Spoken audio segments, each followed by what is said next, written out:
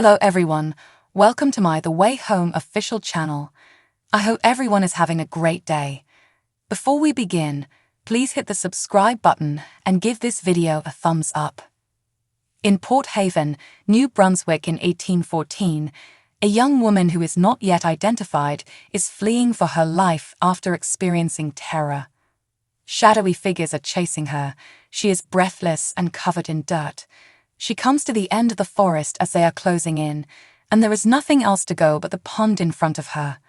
She murmurs to herself for a little while before diving in and vanishing beneath the surface, free of her pursuers. In the present, Alice Dolan, 15, is the next performer in her high school talent show in Minneapolis, Minnesota. The host introduces her before she takes the stage. She looks over at her father, Brady, who is sitting in the audience before she starts, but she finds him preoccupied with his phone. Who is her mother? Nowhere to be found. She bolts from the stage, flipping on the school fire alarm before heading out of the building. When Alice's mother, Kat, runs outside the school, she finds Principal Mendoza and her ex-husband Brady in the middle of a conversation. When Ms. Mendoza informs them that Alice is no longer welcome to return to the school, they are both unhappy. Alice is called, but she doesn't pick up.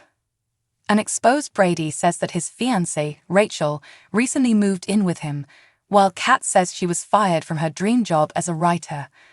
Brady gets an SMS saying that Alice's whereabouts is known to Rachel. When Kat and Brady get to Kat's house, they find Alice and her friends are hosting a house party. They angrily eject everyone and demand Alice give an explanation. Brady, however, says he must leave because he has an early court appearance. Kat tries to talk to Alice one more time regarding the house party and fire alarm. Alice, though, is still miffed that her mother missed the talent show. She informs Kat that their family is a grave mistake before leaving the house. Kat receives a letter in the mail that evening from her mother, Dell Landry, who has moved away from her in Port Haven. 2 words conclude the note: "Come home." Before calling Dell directly, a shaken Kat needs a minute. Alice tells Kat that moving to the middle of nowhere is absurd and that she shouldn't feel comfortable going because she will be forced to recollect the past throughout the vehicle ride to Port Haven. Kat gives her comfort. As it's a unique location, it's ideal for them for the time being. Dell greets Alice and Kat when they enter, giving them a quick nod before turning to face Alice. Alice is offered a tour of the farm by her. Kat walks inside and indulges in her nostalgia, recalling happier days. Dell inquires about Alice and Kat's intentions while in Port Haven during supper. Alice wants to attend classes remotely, while Kat acknowledges that she wants to write a book. Dell advises her against it, saying she should attend school and interact with people her own age.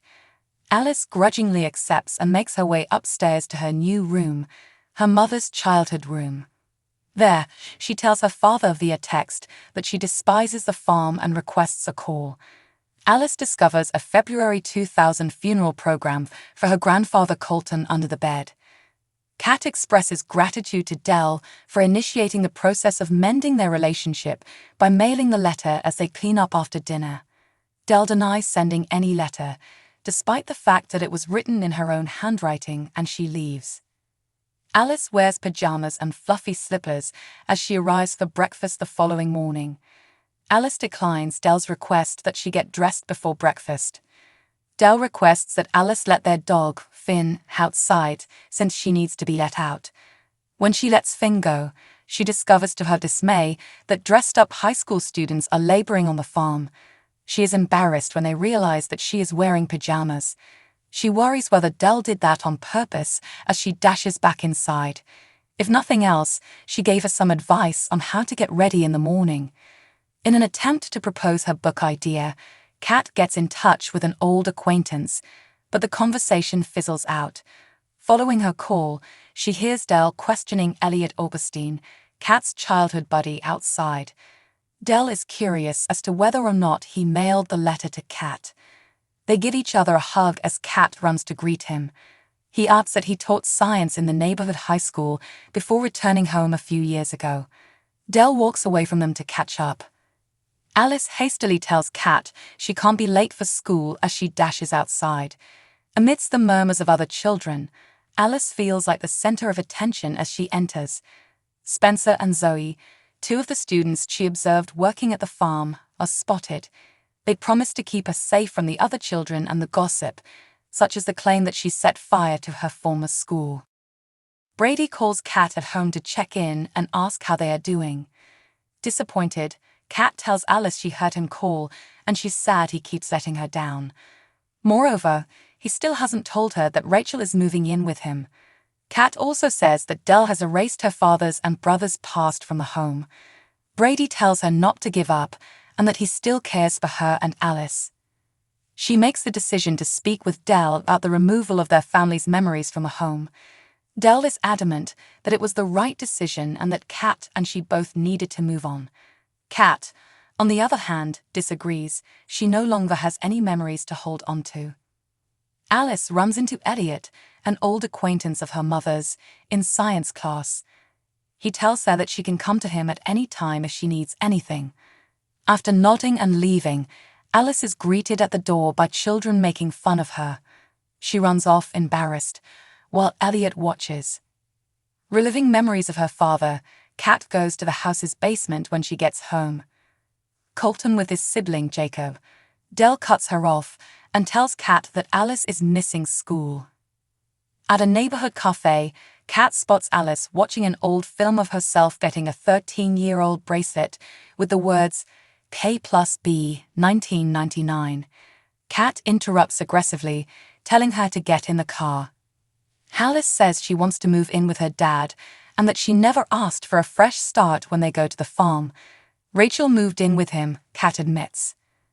The fact that her parents' relationship is truly finished depresses Alice.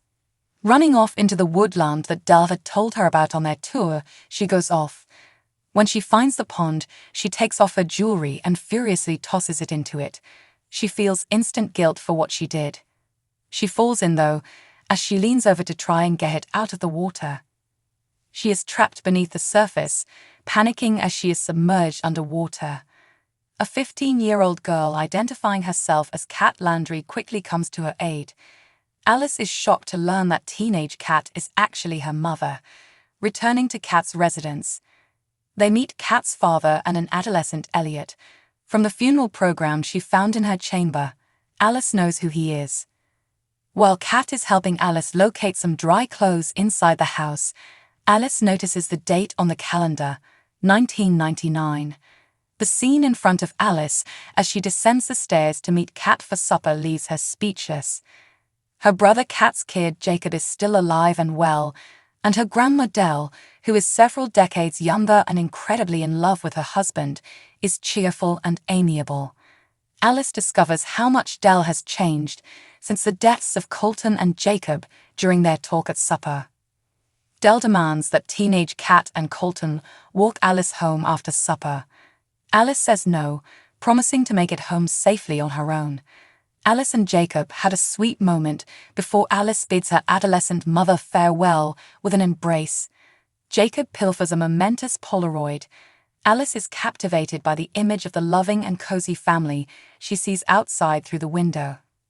Compared to the lonely dwelling she left that morning, this is a far cry. Now, back in the present, Kat is sitting with Dell at supper time, worried about Alice. Dell isn't concerned, but mother and daughter animosity rises when Kat brings up Jacob. Kat is already sorry she returned to Port Haven. Calling Alice, Kat begs her to return home in a voicemail that she leaves behind. Beaten, Kat heads to Jacob's quarters. His Polaroids are among the items she discovers in a tin box she discovered in the cellar. Among them is the picture of Kat and Alice, which is slightly out of focus and has blurry images. Kat is fixated on the photo when Elliot's notification diverts her attention. To reassure her that Alice is fine, he texts her, "She'll manage to go home." Alice visits the home of teenage Elliot in 1999. She requests the assistance he had earlier that day, saying he would be there for her at any time or location. Adult Elliot is not perplexed today.